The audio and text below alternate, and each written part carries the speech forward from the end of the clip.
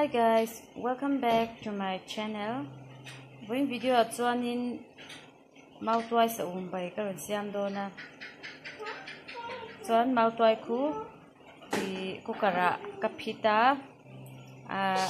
halfway min to a. Chuan in hi Saum ania hi run hui mai chapui le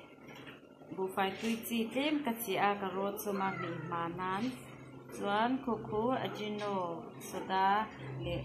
chi te ania Rawtuai kan chumna tui khania adai to a ta hian chi soda ajino mai chapui le pi bu kan ro tip kha tui ta hian ka thang si don chuan hi ajino chuan hi soda chuan hi to te ro de na chuan ni mata bui ke so de ko an janga ko kan de na de na janga ko na ya chuan ni ta ko ko te ka so ma de ta ni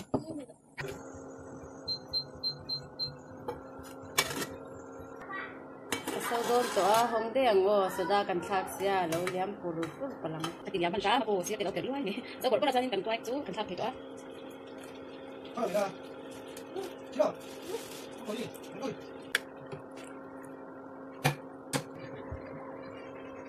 so berarti lawa lagi alam ni oke betul deh oke betul ya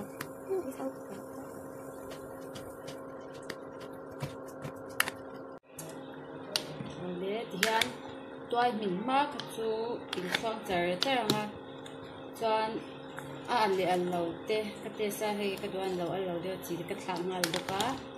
chuan kan toy pu min to do ka som kan thak the to e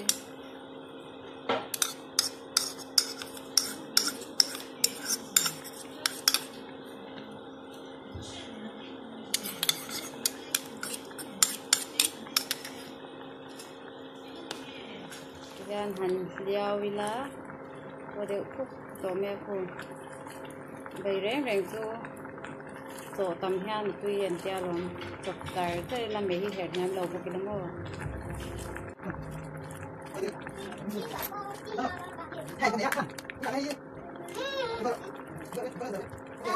kan toy hi kan off don to a hi top na kan te tu ron hui in nei rem cha nang ang ba khor emo party emo ko thagula atui ka ni